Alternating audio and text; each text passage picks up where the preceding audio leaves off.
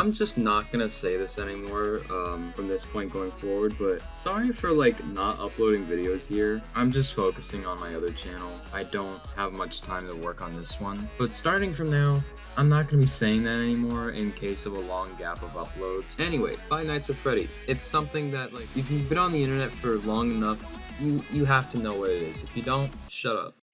But anyways, yeah, somehow this game series of, you know, the Five Nights at Freddy's, Pizzeria, Spooky Jumpscare, that got a movie, and now it's getting a sequel. How awesome. Now, I've never played any of the FNAF games. I've watched people play them a bunch, and, you know, it seems interesting and all, but I don't know, just not really my type of thing to play, and also I'm a little bit of a pussy. But a few weeks ago, my sister and a bunch of her friends were getting tickets to watch the FNAF 2 movie, and she offered me to come see the movie with them, which I agreed with. At that point, we had not watched the first movie. So yeah, this will be a general, like, review, but also just kind of just me fucking around talking about the second movie, because I'm someone who is not the most familiar with FNAF. I'm not, like, a super huge fan, but I'm definitely aware of it. But before I go see the movie, which, as of recording this, I have not done yet, I'm gonna talk about the first movie a little bit. It's not that great. Like, I understand that if you're a fan of the FNAF series, you might find some enjoyment in this. And, like, I do understand, like, the plot and all and where things are coming from. But overall, it's just kind of, like, eh. I do have some likings towards some of the characters in the movie, although some of them are a little weird in how they're inserted. Like, I know Vanny is definitely not in the first, you know, few games in the series, so seeing her in the first movie is a little weird, but I understand why they wanted to add her in, because, well, she's one of the main humans that even exists in Five Nights at Freddy's that has a character to them. Yeah, I understand why. For the first part of the movie, it was mostly just me and my sister making fun of whatever was going on, but then afterwards it was kind of just like nothing.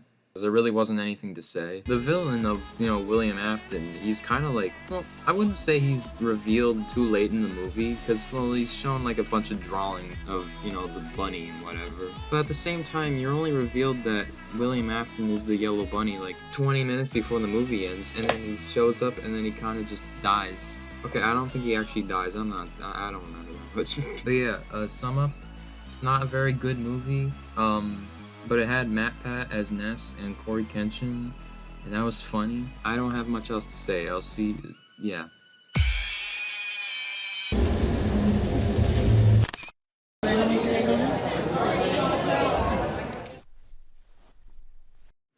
Well, I just got back from the theater and left with one session of FNAF 2, and it was better than the first.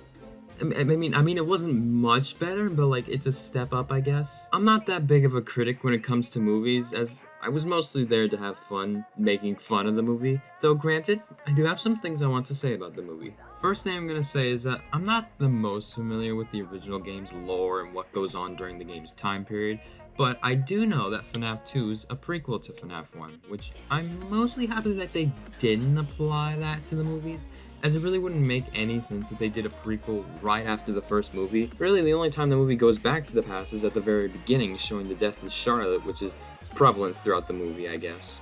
It's neat to see multiple versions of the animatronics showing up and serving different purposes in the movie, though with obvious priorities on the toy animatronics, with them getting set free to do whatever the hell they want, like, literally, as well as the regular animatronics being on the people's side with destroying the toy animatronics to protect Abby, and the Wither animatronics doing, they don't really get to do anything, really. They're not even called Wither animatronics, they're called, like, the prototypes or something, which is like, okay, cool. They're only seen towards the end of the movie, and they serve almost no purpose other than to inconvenience Michael when trying to locate the toy animatronics. Even with the toys getting the priority, it's really only Toy Chica who gets the spotlight, with the others, especially Mango, only showing up for a short instant, with him eventually getting killed by the regular animatronics, or as I like to call them, the Chill Bears. Even though that only applies to Freddy. Speaking more about the animatronics, Marionette did actually give me some points with its eeriness, and was a tad scary at times, which I find impressive with how they were actually able to make parts of the movie unsettling to watch. That was something I wasn't expecting watching the film. The same partially applies to William Afton's short appearances throughout the film, with a hallucination of him appearing in Vanessa's mind. Well, only for like one scene, but still. And she hasn't gotten her father and the whole pizzeria out of her mind yet. And it's been 2 years, but like, I don't know, I guess she just wanted to hide it away, but not do anything about it. stupid. I only say partially because Jesus Christ, the scene of Vanessa's flashback to William is unironically funny as hell. As well as William, Michael, not the other Michael, but the Afton Michael, is such a ridiculous character to watch at all times. Like, I swear, he is aura farming the whole movie with how he acts and says all his lines. I don't really know how accurate his character is to the one in the games, but I find it so weird that he wants to continue the legacy of his father, even though William is known in the world as not a good person, like, at all. So I don't understand his motives and why he really wants Vanessa to go with him and reunite with the family. Oh yeah, Vanessa is related to the Afton family, which I don't know if that's true to the games, but yeah, it was already confirmed in the first movie, so it's not really worth mentioning. Oh yeah, as for the main characters themselves, Michael isn't that prevalent in the story, as he's really only doing stuff towards the end of the movie, and I guess a little bit in the first chunk as well, while Abby and Vanessa get more time to shine here, which I think that's fine. I like most of Abby's scenes and what she got to do, even though she still feels really stupid at sometimes. Like, I know she's a child, but the movie literally says she's 11. She should have known at least, some things at this point, especially with the trauma she had beforehand with, the previous. Vanessa's okay as well, with her best scene being what I already mentioned, and then everything else is just is fine, I guess. I don't know. Okay, I'm realizing as I write this script, I don't really have that much I want to say, really, as I was mostly there to make fun of the movie, and I certainly did so while I was at the theater, but I mean, yeah, that's not necessarily the best idea when trying to criticize the movie properly, which granted, I'm not doing in the first place, but I don't know. The ghost hunting part with the 3 people or whatever making a ghost hunting show at the Fazbear original location, whatever.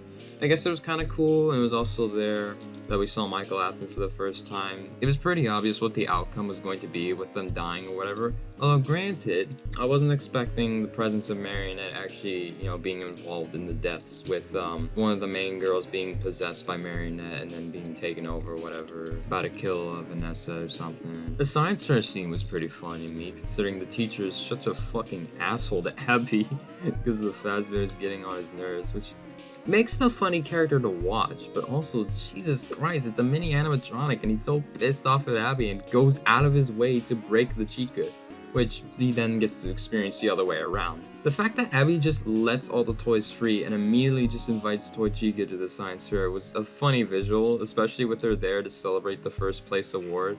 And then the teacher dies. Wah, wah.